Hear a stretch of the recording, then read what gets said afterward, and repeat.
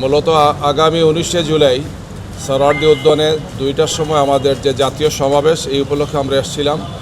গতকালকে স্বরাষ্ট্র মন্ত্রণালয়ের দায়িত্বে নিয়োজিত সম্মানিত উপদেষ্টার সাথে আমাদের 2জন সিনিয়র দায়িত্বশীল মিটিং করেছেন। এরই ধারাবাহিকতায় আমরা আজকে ডিএমপি কমিশনার অফিসে এসেছিলাম। আমরা ওনাদেরকে অবহিত করেছি, আমাদের পরিকল্পনা ওনাদেরকে জানিয়েছি এবং এ ব্যাপারে প্রয়োজনীয় সহযোগিতা ওনারা করবেন সেটা আমাদেরকে আশ্বস্ত করেছে। কয়েকটি বিষয়, একটি হচ্ছে যে ট্রাফিক ব্যবস্থা, যাতে আমাদের বিপুল সংখ্যক গাড়ি আসবে, প্রাইভেট গাড়ি, বড় গাড়ি, বিভিন্ন ধরনের গাড়ি আসবে, বিভিন্ন স্পটে আমাদের লোকজন আসবেন, অনেকে লঞ্চে আসবেন, অনেকে ট্রেনে আসবেন, অনেকে বাসে আসবেন, পার্সোনাল অনেক ভেহিকেলে আসবেন। এই সমস্ত বিষয়গুলো যাতে ওনারা নিশ্চিত করেন, গাড়ি ঢোকা, গাড়ি বের হওয়া, গাড়িগুলোকে এক জায়গাতে রাখার বিষয়টি এটা যাতে ওনারা নিশ্চিত করেন। এর পাশাপাশি আইন শৃঙ্খলা এবং বিশেষ করে নিরাপত্তাজনিত বিষয়গুলোকে ওনারা এনশিওর করবেন, আশ্বস্ত করেছেন। আমরা ওনাদেরকে অবহিত করেছি আমাদের পরিকল্পনা।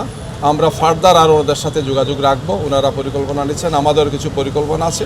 দুটো মিলেই একটি সুন্দর, সুষ্ঠু এবং শান্তিপূর্ণভাবে এই জাতীয় সমাবেশটি যাতে অনুষ্ঠিত হয়, আমরা সেই ব্যাপারে একটি কার্যকর পরিকল্পনা নিয়েছি এবং সেটা বাস্তবায়ন হবে ইনশাআল্লাহ। এটা নিয়ে তাদের সাথে আলোচনা হয়েছে। নেক্সটে ওনাদের সাথে আমরা আরও কথা বলবো। আজকে ওনাদের সাথে আমাদের এতটুকু আলোচনা হয়েছে। ওয়ালটন এখন দেশের সীমানা পেরিয়ে পৌঁছে গিয়েছে 50টিরও বেশি দেশে। ওয়ালটন, ঘরে ঘরে, বিশ্বজুড়ে।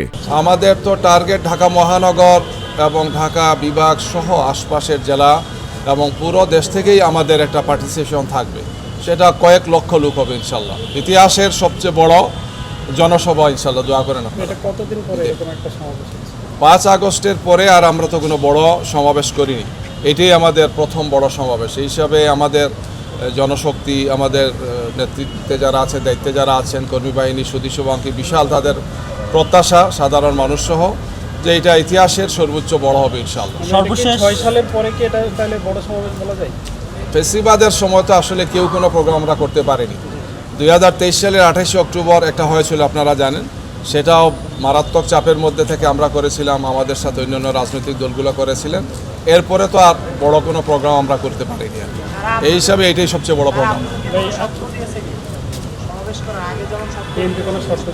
না না, কোনো শর্ত নাই, শুধু সহযোগিতামূলক বিষয়গুলো আমরা আলোচনা করেছি, যাতে আমাদের যেটা আমাদেরই তো প্রয়োজন, এটা সুন্দর, শান্তিপূর্ণভাবে, সুশৃঙ্খলভাবে যাতে হয়, এই বিষয়ে আমরা পরস্পরকে সহযোগিতা করব।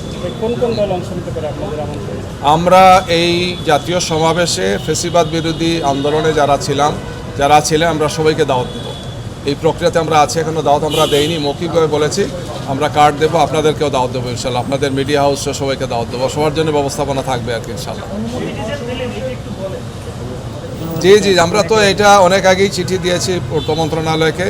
ওনারা আমাদেরকে মাঠের পারমিশন তো পুলিশ দেয় না, সেই পারমিশন দিয়েছেন। আমরা আজকে আসছিলাম ওনাদেরকে অবহিত করা, পরিকল্পনা ওনাদের সাথে শেয়ার করা, যাতে সুন্দর, শান্তিপূর্ণভাবে সেটা হয়। এটা ওনারা আমাদেরকে আশ্বস্ত করেছেন। মানে ডিএমপিরও একটা অনুমতির বিষয় থাকে না? না, অনুমতি তো হয়, এটা মূলত মাঠের অনুমতি তো এটা আমরা নিয়েছি আর ওনাদের সাথে আমরা শেয়ার করেছি এবং ওনারা সহযোগিতা করবেন আশ্বস্ত করেছেন। গতকালকে যেটা বললাম, স্বরাষ্ট্র মন্ত্রণালয়ের উপদেষ্টার সাথে আমাদের ডাক্তার আব্দুল্লাহ মোহাম্মদ তাহের এবং আমাদের সেক্রেটারি জেনারেল মিটিং করেছেন। এই ধারাবাহিকতা আমরা আলোচনা করছি যাতে একটি সুন্দর, শান্তিপূর্ণ জাতীয় সমাবেশ অনুষ্ঠিত হয়। আমাদের 7 দফা দাবি আমরা বলেছি, এইটা বাস্তবায়নের জন্যই আমরা দেশবাসীকে আমরা আহ্বান জানিয়েছি এবং সরকারকে আহ্বান জানিয়েছি যে এই সমস্ত দায়িত্বগুলো যাতে আমরা শেষ করতে পারি এবং এগুলো কমপ্লিট করেই যাতে আমরা সামনে এগিয়ে যেতে পারি। এই দাবিগুলো পূরণ হলে, আমরা আগেও বলেছি, যখন দেবেন তখন আমরা প্রস্তুত, কিন্তু এই শর্তগুলোকে পূরণ করার জন্য আমরা সরকারকে এবং বিশেষ করে অন্তর্বর্তীকালীন সরকারের দায়িত্বে যারা আছেন তাদেরকে আমরা আহ্বান জানিয়েছি। এই দাবি তো শুধু আমাদের না, অন্যান্য দাবি, যে দাবিগুলো আমরা দিয়েছি, বিচারের বিষয়টি, তারপরে সংস্কারের বিষয়, লেভেল প্লেইং ফিল্ডের বিষয়টি, তারপরে আমরা এর সাথে বলেছি যে প্রবাসী প্রায় 1,10,00,000-এর মতো ভোটার আছেন, তাদেরকে ভোট দেওয়ার সুযোগ করে দেওয়া সহ এই সমস্ত শর্তগুলো যাতে পূরণ হয়, জুলাই সনদ সহ আর কি। তো এগুলো যদি সরকার করে ফেলেন তাহলে যখন দেবেন আমরা প্রস্তুত থাকবো, কোনো অসুবিধা নেই ইনশাআল্লাহ। এটা নিয়ে কোনো অসুবিধা।